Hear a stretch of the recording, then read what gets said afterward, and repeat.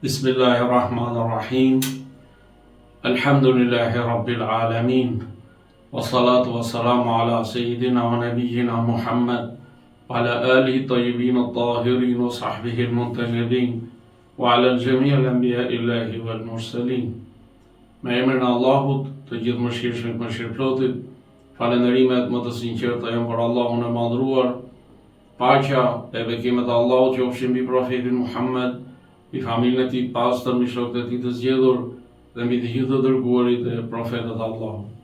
Të dashur vëllezër dhe motra, ju përshëndes me përshëndetjen e bukur islame. Assalamu alaikum wa rahmatullahi wa barakatuh. Paqja, bekimet, mirësi dhe mëshira e Allahut qofshin mbi ju. Në vazhdim të rubrikës Ti pyet, Kurani përgjigjet, për sot do flasim për rreth temës dallimet mes mashkullit dhe femrës sipas Kuranit. Në ajetin 36 të surës Ali Imran thuhet: Bismillahirrahmanirrahim, wa laysa adh-dhakaru kal-untha. E mashkulli nuk është si femra.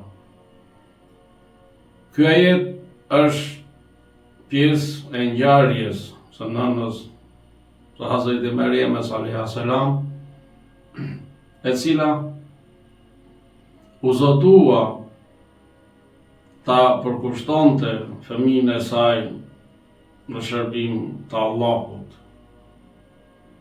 Por kur ajo lindi vajzë, tha me habi e nënshtrim: Zoti im, unë e linda vajzë. E Allahu e di më mirë se çfarë lindi, dhe mashkulli nuk është si femra. Ky pohim se mashkulli nuk është si femra nuk nënkupton përçmim ndaj femrës, por është një konstatim i dallimeve natyrore dhe funksionale që ekzistojnë mes mashkullit dhe femrës, të cilat janë krijuar nga Allahu i plotfuqishëm me qëllim plotësues dhe jo konkurrues. Edhe shkenca moderne nuk bie ndesh me Kuranin për këtë çështje. Shkenca e konfirmon urtësinë e Kuranit që thotë se mashkulli dhe femra nuk janë njësoj në trup dhe në natyrë, por janë të barabartë në vlerë, nderim e shpërblim, dhe secili ka një rol të përsosur që plotëson tjetrin. Feja dhe shkenca pohojnë njëra tjetrën.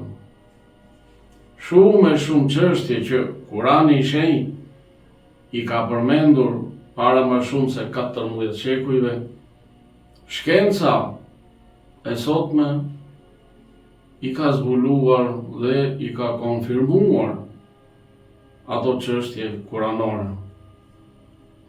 Dhe njëra prej çështjeve që e konfirmon shkenca dhe e ka përmendur Kurani para më shumë se 14 shekujve, është çështja e dallimit mes mashkullit dhe femrës. Shkenca moderne i pranon në mënyrë të qartë dallimet mes mashkullit dhe femrës që i përmend edhe Kurani. Thënia e ajetit e mashkulli nuk është si femra është e konfirmuar në biologji, në urologji dhe në psikologji. Shkenca e vërteton se mashkulli dhe femra janë ndërtuar ndryshe për t'u plotësuar, jo për t'u kundërshtuar. Të njëjtën gjë thotë edhe Kurani i shenjtë, i cili e ka paraprirë shkencën në këtë çështje. Por cilat janë dallimet mes mashkullit dhe femrës? Sepse Kurani ka folur në mënyrë të përgjithshme dhe ju ka lënë për hapësirë njerëzve që me anë të arsyes, me anë të intelektit, të mendojnë, të logjikojnë, të hulumtojnë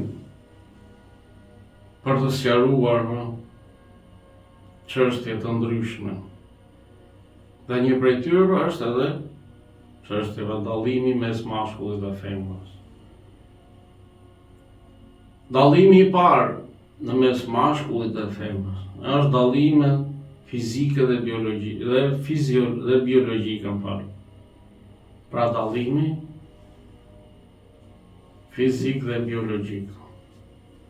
Mashkulli ka më shumë forcë fizike dhe është i prirur për punë që kërkojnë qëndrueshmëri fizike.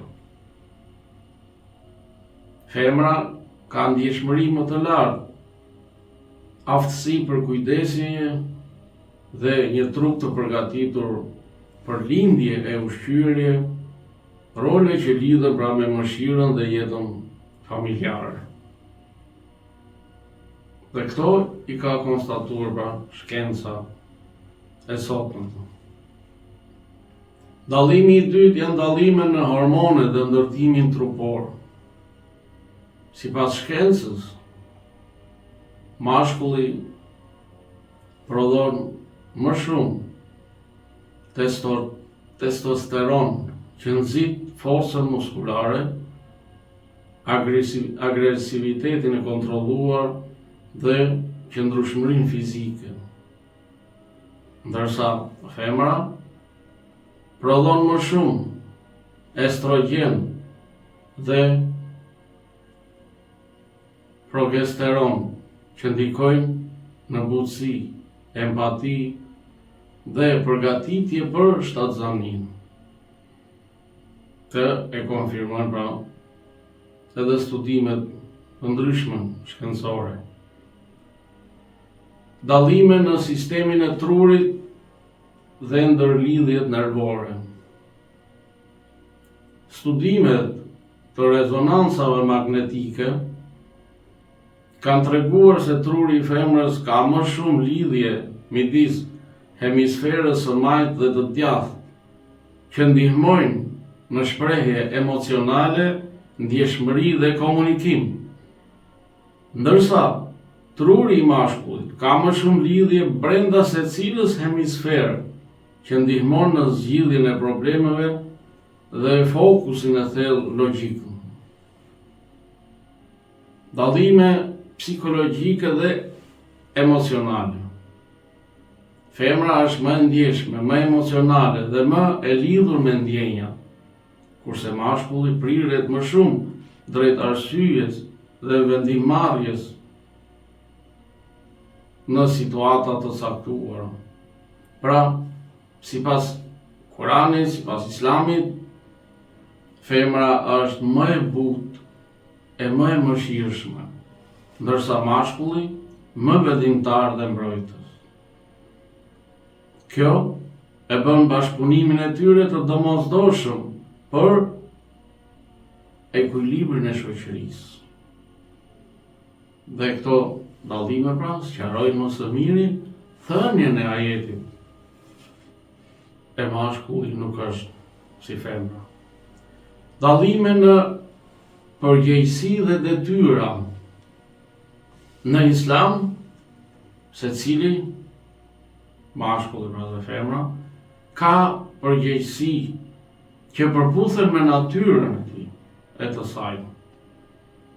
Mashkulli ka detyrë të mbajë përgjegjësi financiare dhe mbrojtëse në familje dhe shoqëri. Femra ka detyrë të ruajë shtëpinë, të rrisë dhe të edukojë fëmijët dhe të forcojë jetën shpirtërore dhe emocionale të familjes. Këto janë ndarje të drejtësisë së krijuesit plotfuqishëm dhe nuk janë diskriminim. Dallime në ndikimin shoqëror. Mashkulli shpesh vepron në fusha publike, drejtim, luftë, tregti e tjera. Femra, me ndikimin e saj në edukimin e brezave dhe në ndërtimin moral të familjes, ndikon më thellë në themelin shpirtëror të shoqërisë. Ndikimet pra janë të ndryshme, por të dy kanë peshë të barabartë në vlerë. Dallime në prirjet profesionale dhe instinktive. Femrat kanë më shumë prirje për profesione që lidhen me kujdesin, arsimimin, shëndetin dhe marrëdhëniet njerëzore, kurse meshkujt prirën më shumë drejt inovacionit teknik, konkurrencës dhe mbrojtjes fizike. Kjo tregon se edhe shkenca moderne nuk e mohon dallimin mes mashkullit dhe femrës, por kërkon që ky dallim të respektohet në mënyrë të drejtë dhe të barabartë, pa i hyrë hak askujt. Dallim në rol dhe funksion pra shoqëror, shkenca e zhvillimit pra njerëzor e pranon se fëmijët që rriten me kujdesin emocional të nënës dhe strukturës mbrojtëse të babait zhvillojnë ekuilibër më të shëndetshëm psiqik. Pra, dallimin pra mes mashkullit dhe femrës është për të plotësuar njëri tjetrin, dhe nuk është për konkurrencë dhe nuk është as diskriminim. Eroditi i madh Sayyid Tabatabai, Allahu e mëshiroft, autori i tefsirit El Mizan, një tefsir i mrekullueshëm, mjaft i lartë, shpjegon se shprehja "Walaysa dhakaru kal untha", e mashkulli nuk është si femra, ai thotë se është fjala e nënës së Meriemës, por Kurani e përforcon atë me ton hynor, sepse është e vërtet sipas krijimit. Ai thotë, Tabatabai, mashkulli dhe femra janë të ndryshëm në ndërtim, në aftësi fizike, në natyrë shpirtërore dhe në ndikim shoqëror, por Allahu i ka bërë ata plotësues të njëri tjetrit. Plotësues të njëri tjetrit, dhe jo sundues ndaj njëri tjetrit. Mëtej, se i Tabatabai thot, Allahu ja mësoi nënës së Meriemës se edhe pse mashkulli nuk është si femra në natyrë, në planin e dritës hynore mund të ketë gra që arrin shkallë më të lartë se burrat. Ky ajet është shembull i përputhjes mes dallimit natyror dhe barazisë shpirtërore në Islam. Pra, sot shohim që ka femra që janë më lartë se meshkuj, qoftë në dije, qoftë në arsyetim apo në logjik. Të dashur vëllezër dhe motra, ajeti e mashkulli nuk është si femra na mëson të pranojmë me urtësi dallimet e krijimit, të kuptojmë se vlerësimi i Allahut nuk lidhet me gjinin, por me devotshmërinë dhe sinqeritetin, të besojmë se Allahu e nderon atë që është i pastër në qëllim, ashtu siç e nderoi Meriemen, nënën e Hazreti Isait alayhis salam, përtej çdo mashkulli në kohën e saj. Pra, mashkulli nuk është si femra, nënkupton ndryshueshmërinë në krijim dhe rol, jo pabarazi në vlerë e dinjitet. Tek Allahu janë të barabartë mashkulli dhe femra në varësi të veprave të tyre. Prandaj, Kurani i Shenjtë është libri i jetës, sqarues për gjithçka. Ai na urdhëron që të lexojmë, sepse fjala e parë ishte Iqra. lezo. Kurani na urdhëron të meditojmë. Kurani na urdhëron të presjatim. Kurani na mendon të zhytemi thellë në mendime për të zbuluar të vërteta që ai përmban. Në ajetin 24 të surës Muhammed sallallahu alaihi wa alihi, Allahu i madhuar thot: "Afala yatadabbaruna al-Quran am ala qulubin aqfaluha?" Vallë, a nuk e persjatin Kuranin apo i kanë zemrat të kyçura? Allahu na ndriçoft zemrën me dritën e Kuranit. Assalamu alaikum wa rahmatullahi wa barakatuh. Paqja, bekimet, mirësitë dhe mëshira Allahu qofshin mbi ju.